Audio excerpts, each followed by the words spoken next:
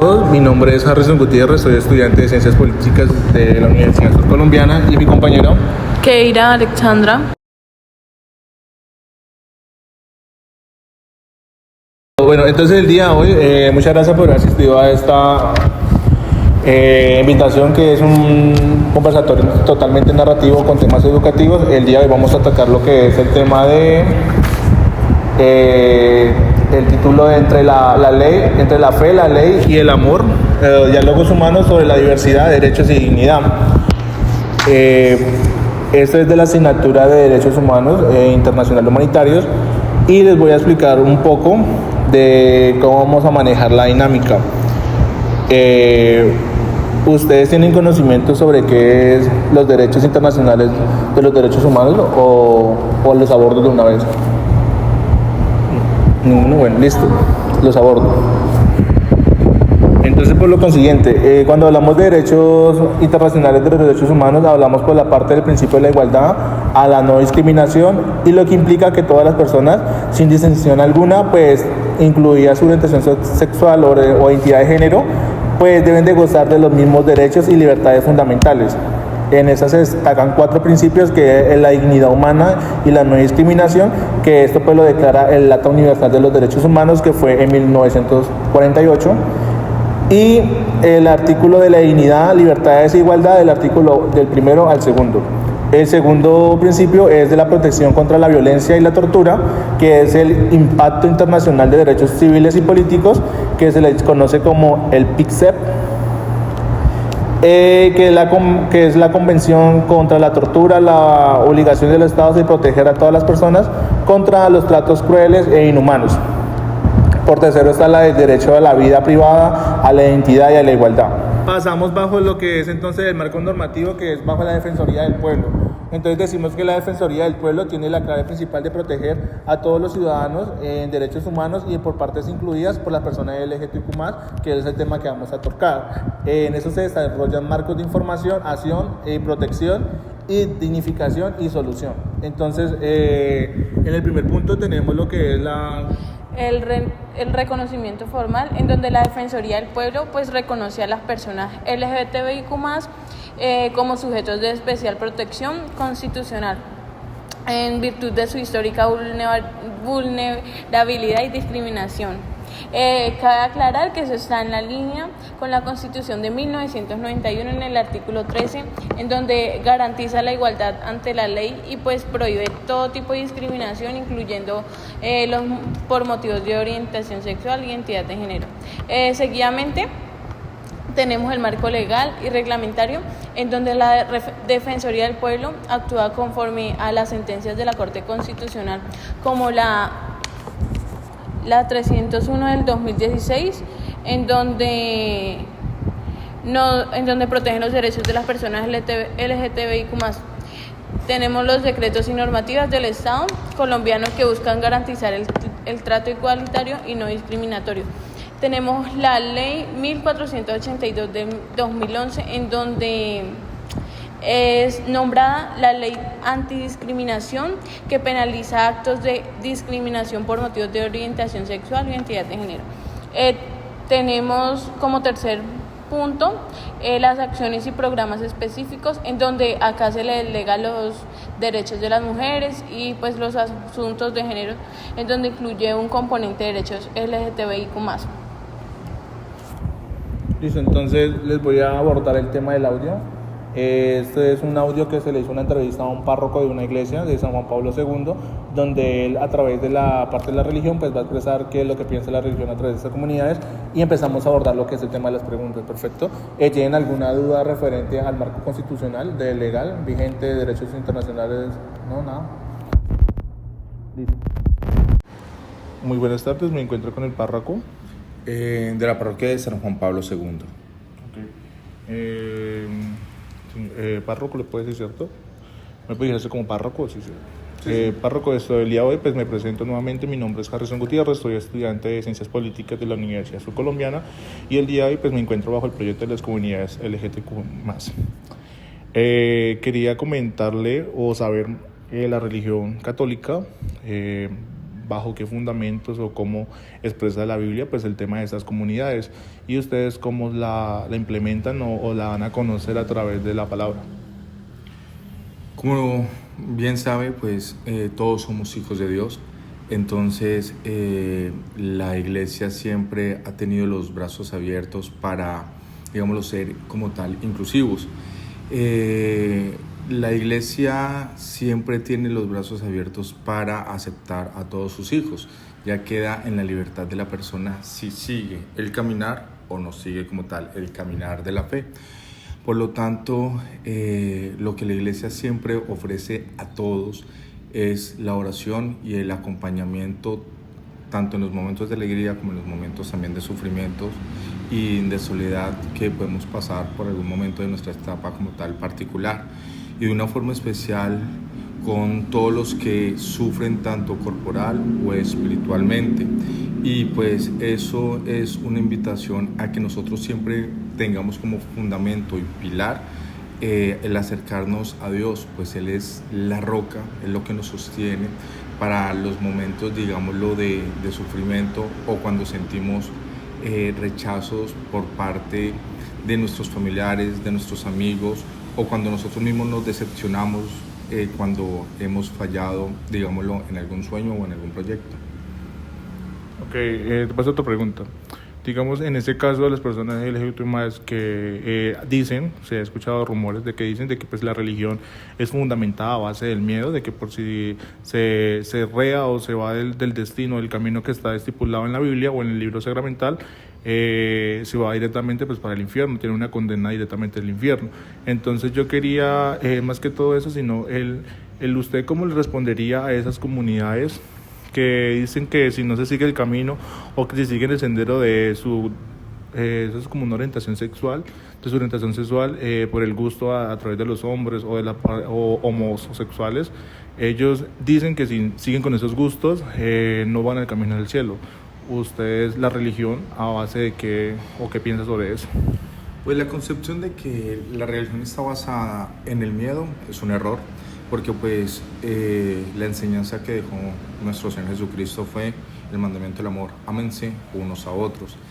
Y la percepción, digámoslo, errónea que se tiene de el mal, de que se van al infierno, no es solamente, digámoslo, por la clase de orientación, sino porque cada uno de nosotros, llamémonos heterosexuales o con una orientación diversa, cuando cada persona decide expulsar a Dios de su vida, no aceptar el amor, no aceptar la conversión, no aceptar, digámoslo, el vivir como un verdadero cristiano, obviamente todos, digámoslo, tenemos las posibilidades de o ir a la gloria del cielo o sufrir las penurias como tal del sufrimiento del dolor, pero no solamente está orientado hacia una persona que tenga una oración como tal distinta, porque todos estamos llamados para vivir en la santidad, no solamente los heterosexuales o los que tienen una inclinación distinta, sino que todos tenemos que vivir como verdaderos seres humanos, como verdaderos cristianos. ¿Y eso qué es? Buscando el bien común de todas las personas. Ok, o sea que, pues otra pregunta para finalizar, o sea que una persona que sea homosexual puede seguir los caminos de Dios siendo homosexual, o directamente tiene que hacerse la conversión a una persona heterosexual. Es que el único pecado no es el de la carne, hay otros pecados que son sociales, ambientales, y todos estamos llamados para seguir los caminos de Dios, porque es que Dios todos los pecados nos los perdona y Él también nos da una oportunidad para cambiar. Ya depende del ser humano si acepta o no acepta ese cambio. Pero cuando usted mira la imagen del crucificado, se da cuenta que Cristo no murió solamente por unos cuantos, sino que murió por absolutamente todos. Y depende de cada persona si quiere aceptar o no aceptar el sacrificio del amor de la cruz. Ok, vale, muy amable, gracias, que esté muy bien. Listo, muchas gracias, Dios me lo bendiga. Igualmente, hasta luego.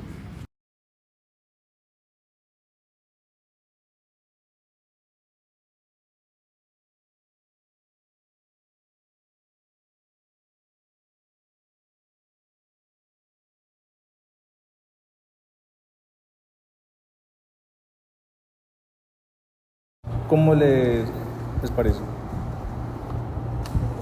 Pues aparentemente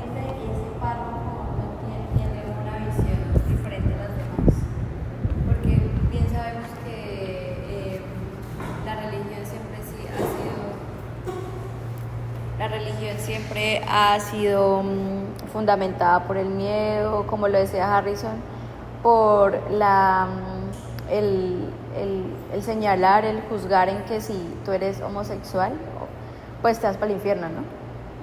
Y este párroco, pues considero que tiene una buena visión acerca de Dios o lo que es la religión en cuanto a lo que dice que nos ama a todos por igual y murió por todos. Entonces, pues me parece chévere, me parece que él es inclusivo y es verdaderamente devoto a Dios y no es un fanático a la religión. ¿Alguien más una opinión? Yo digo que me contrapongo un poco a la idea, porque el discurso que él usa, si lo notan, es bastante persuasivo. Nunca dice que ser homosexual está mal, pero hace referencia a que esos no son los caminos de Dios, como él lo menciona, los caminos de la fe. Cada cristiano elige si sí o si no los caminos de la fe, haciéndolo ver como algo que sí es como no natural, por así decirlo. Asimismo, como menciona lo de que no todos los pecados son, que Dios no perdona todos los pecados, en una parte lo dice. Dice que cada quien está en su disposición de corregirse para buscar el perdón de Dios. Supongo que es eso.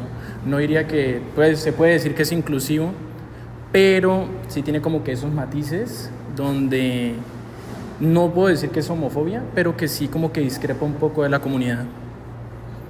Pero pues, a comparación de otros, Pues sí. ¿Alguien más tiene alguna otra pregunta? El párroco más que todo hizo como quedar bien delante del investigador, en este caso Harrison, el entrevistador, pues para no ser funable o funado realmente.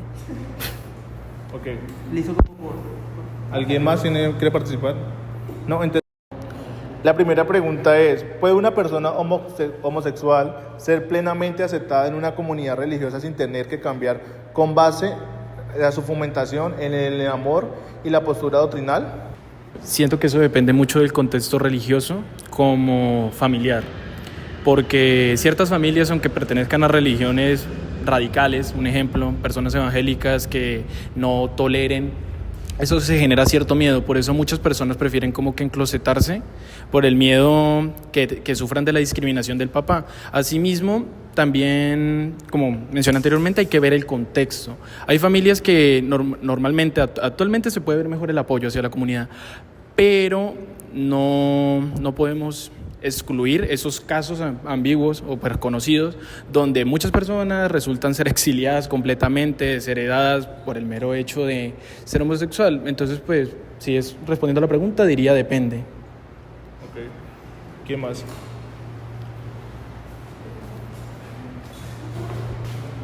Pues yo la verdad considero que no. La iglesia es un ente patriarcal, conservador y tradicional, que aunque con la estructura del anterior papa que pasó hubieron cambios significativos, es un ente donde el patriarcado prioriza por encima de todas las demás personas, ¿sí?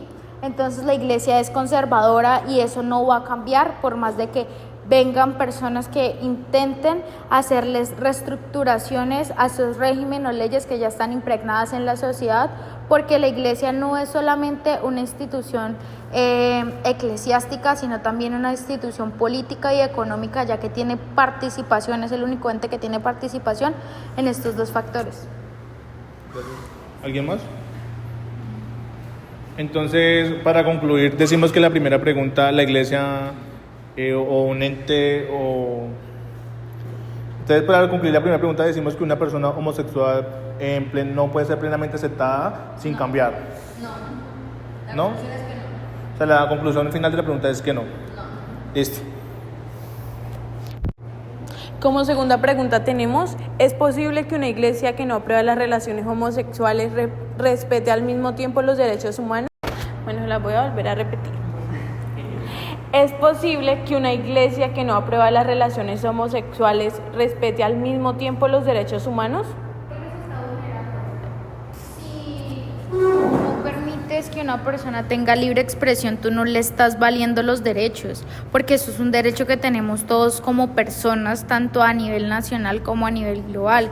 Es un derecho que es fundamental para todos los seres humanos. Entonces, cuando tú le vulneras el derecho a poder manifestarse con libre expresión, no le estás permitiendo que tenga ese derecho.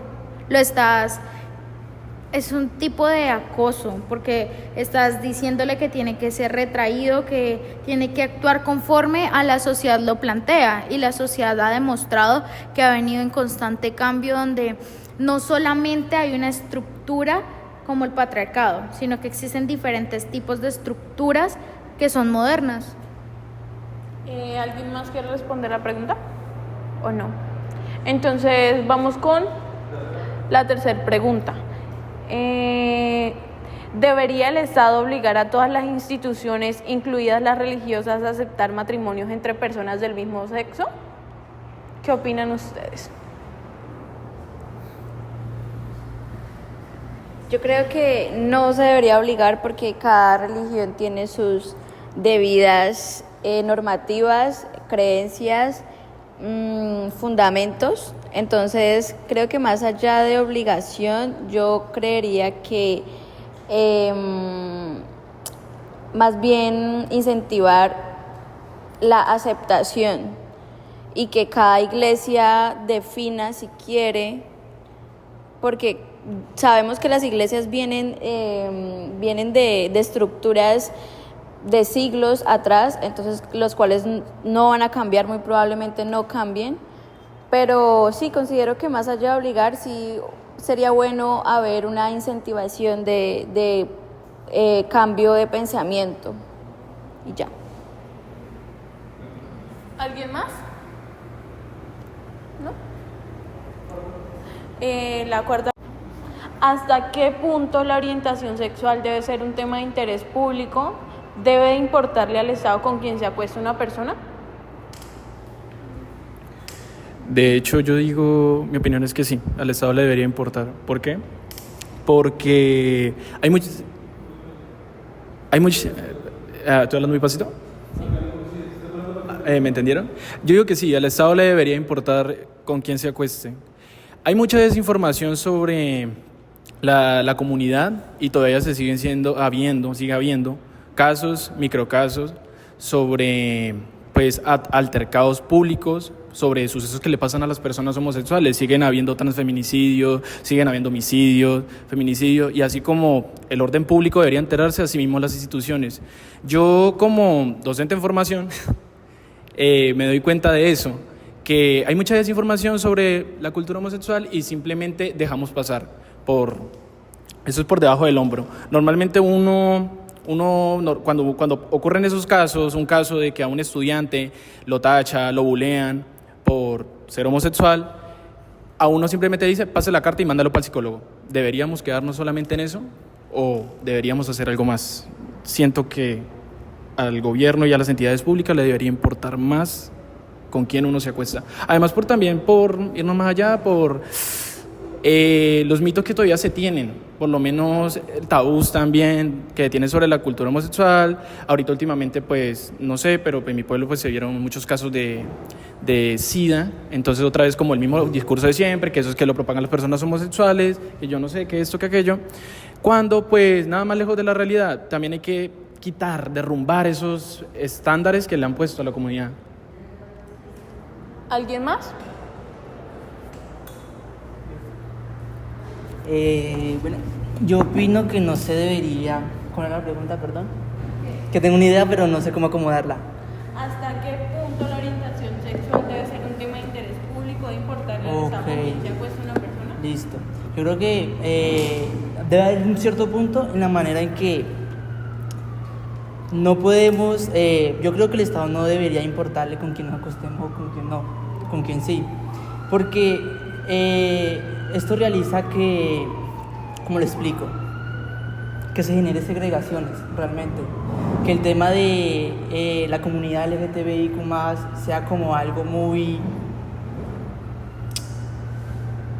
como cierta población, digo yo, por allá, exótica, que tiene gustos y cuestiones y que el Estado lo va a ver siempre como esa comunidad segregada, bajo nivel, y yo creo que se debería normalizar realmente, porque como dijo el compañero aquí, el tema del SIDA siempre se está relacionado pues con la comunidad, y realmente pues el Estado al intervenir en estos asuntos realmente como que arma una figura de segregación hacia esta comunidad, hacia la comunidad realmente.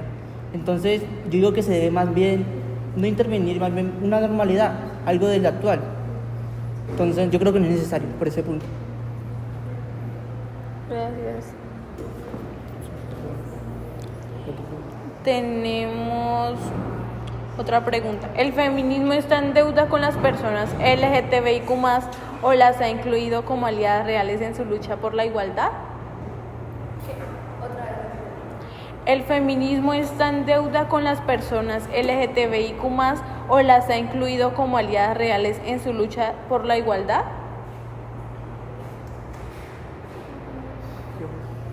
Otra vez. No, pues, primero pues hablamos de que gracias al feminismo, realmente las luchas contra las comunidades LGTBI en los años... ¿No se escucha? Ok, bueno, gracias al feminismo, la lucha por la comunidad, realmente los derechos se comenzaron a visibilizar en poca manera gracias al feminismo realmente, pero pues pues no sé si entendí mal la pregunta, pero el feminismo estar en deuda con la comunidad, más bien es al contrario, un poquito realmente. Y ¿cómo era la pregunta? Perdón, que me enredé. ¿El feminismo está en deuda con las personas LGTBIQ+, o las ha incluido como aliadas reales en su lucha por la igualdad? Pues hasta cierto punto, realmente cuando se ayuda a visibilizar el tema de los derechos de la comunidad LGTBI para los años del siglo pasado, realmente a finales, sí, realmente se incluyó en estas políticas, pero hoy en día pues, no sé, como para no sonar tan funable esto. No, realmente no están incluidos realmente, porque pues el feminismo en muchas ocasiones va con su base sobre en la mujer realmente, y la comunidad queda por un lado realmente. No, la verdad yo considero que no está en deuda, porque el feminismo nace por ser un movimiento social que busca tener igualdad y equidad entre hombres y mujeres.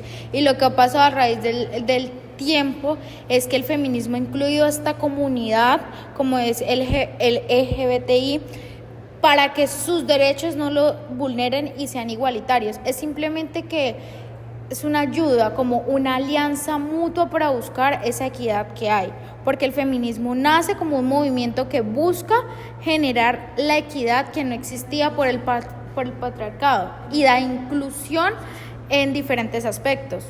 Y eso es lo que se ha visto con estas comunidades, que se han incluido, que han estado ahí generando apoyo y fuerza para que hoy en día muchas cosas hayan cambiado.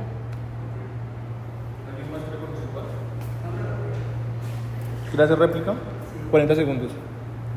No, pero yo creo que eso depende tal vez de la clase de feminismo que estemos hablando, porque sabemos que el feminismo es súper diverso. Realmente está el feminismo, es decir, como toda ideología, no sé si identificar el feminismo como una ideología realmente, no sé, pero yo creo que depende de la clase de feminismo que estemos hablando, porque existe el feminismo radical.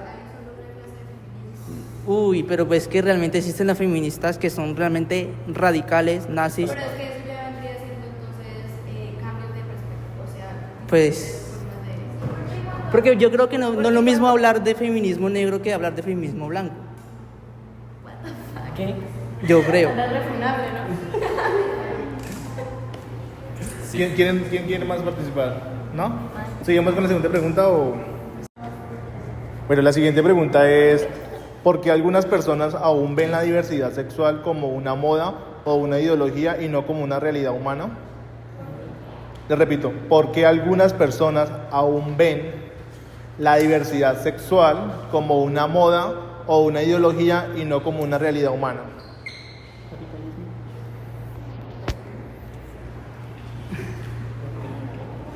Vuelve y se la leo. Sí.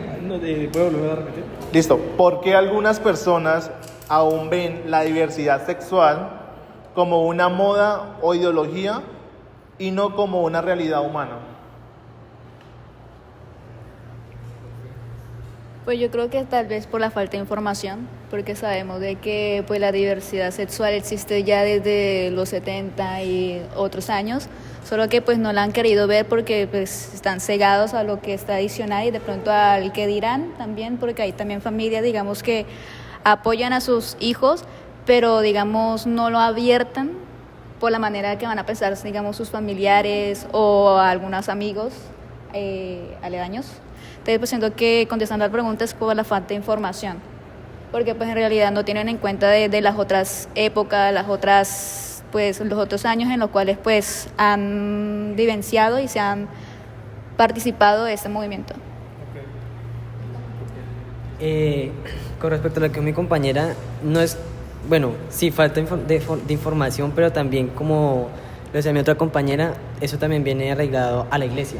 O sea, sabemos de que la iglesia ciertamente viene desde hace tiempo atrás con unos lineamientos, por así decirlo, como que eso está bien, eso está mal. Entonces la sociedad de hoy en día está como tan arraigada y tan de acuerdo con la iglesia que pues como que no acepta ese cambio de realidad.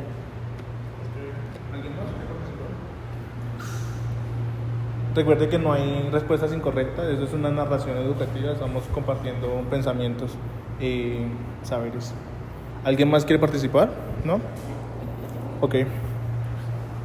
Considero también que muchas marcas han aportado a este estereotipo de que es una moda, ya que se benefician de cierto modo del movimiento.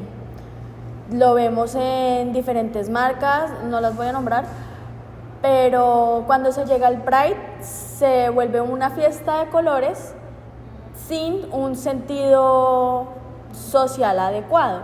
Yo siento también que las marcas han aportado mucho al estereotipo que hoy en día se da. Gracias. ¿Alguien más quiere participar?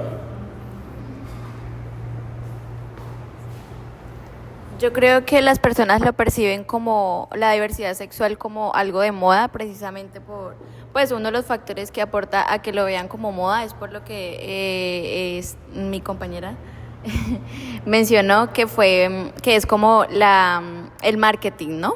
El marketing de las empresas. Al llegar junio, pues todos ponen su bandera LGTBIQ+, entonces eso hace alusión a que si fuera como moda. Pero pues en mi concepto no lo considero moda, sino más bien una realidad tangible en la que debemos pues normalizarlo, supongo.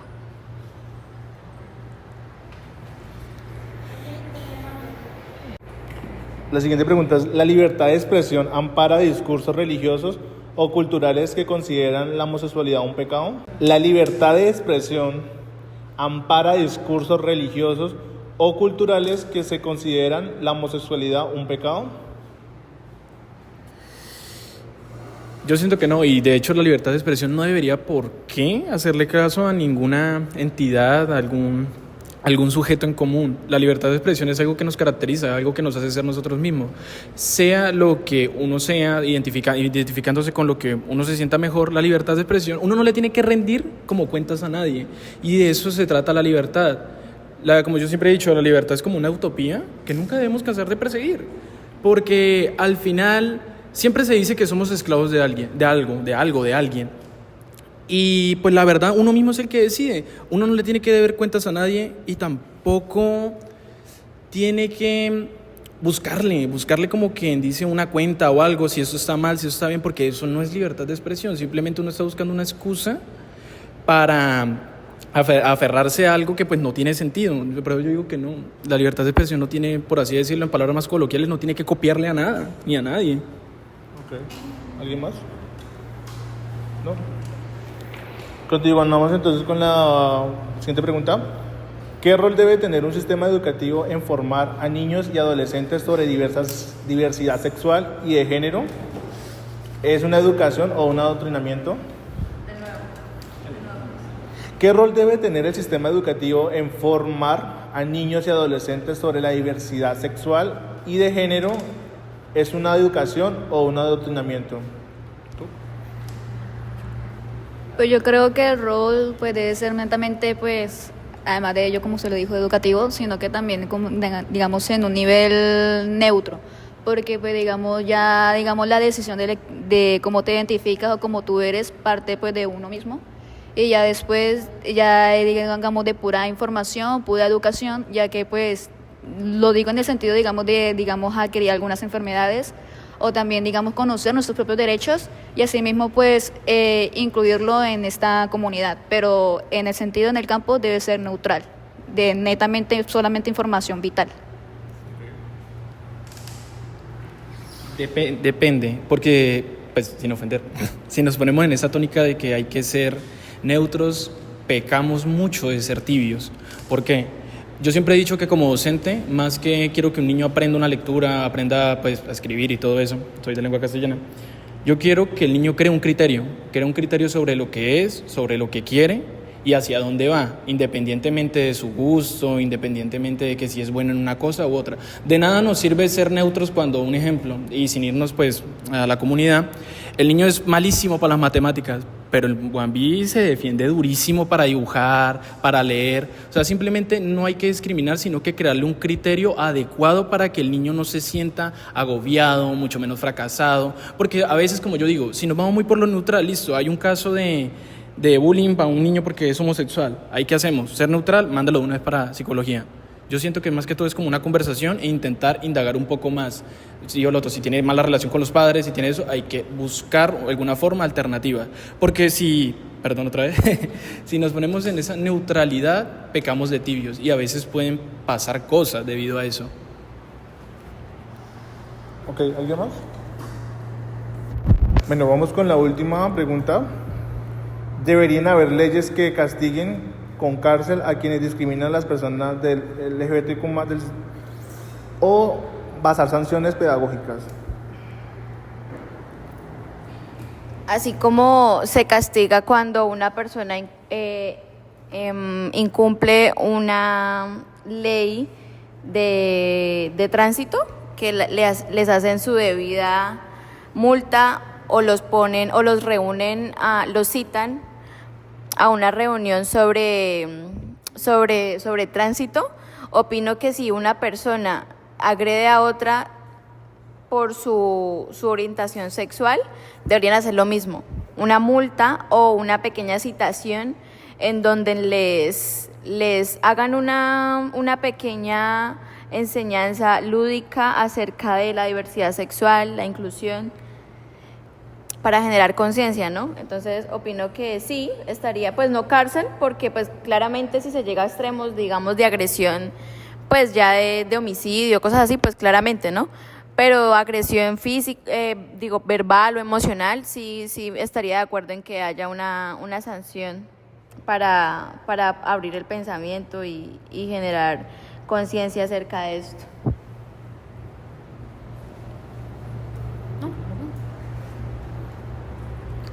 Yo opino que no, porque bueno, hay que ver el trasfondo de cada cosa, porque en las agresiones, bueno, popularizaron que si agreden a un homosexual es porque es homosexual y ya, pero no en el trasfondo de otras cosas. ¿Qué tal esa persona hubiera hecho otra cosa mala y por eso la agredieron? Pero las personas de la comunidad muchas veces defienden eso porque él es homosexual y no, es homosexual y tiene que defenderlo y ya.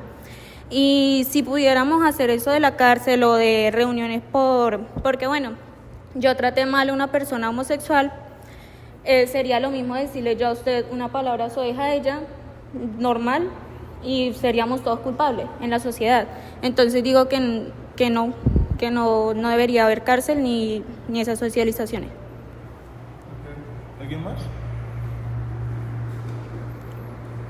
¿Tú? ¿Quién más?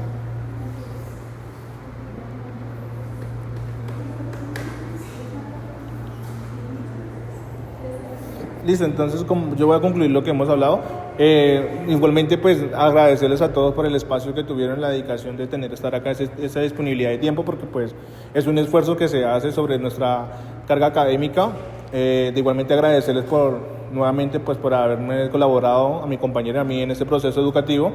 Y como conclusión, pues basamos de que efectivamente en las comunidades de LGBTQ+, falta mucha información a través de formatos educativos, plataformas, y no tanto eso, sino la diversificación de personas de la comunidad que nos expresen cómo se sienten o cómo se han sentido y cómo los han maltratado, pues para así nosotros mismos como tratar de entender y tonificar pues estas dificultades que hemos pasado. Efectivamente es la brecha de que no se conoce y que estamos totalmente alejados de la realidad que ellos viven, es efectiva, es real y se está viviendo, por lo que pues somos todos de la comunidad. O sea, no somos todos somos todos de la comunidad educativa, pero no pues todos somos de la comunidad, y pues vemos que también mantenemos esa desinformación que está vigente todavía pues en el sistema, hasta en el sistema educativo y en el sistema social, ¿correcto? Entonces, no, muchas gracias a todos por haber venido, que estén bien, hasta luego.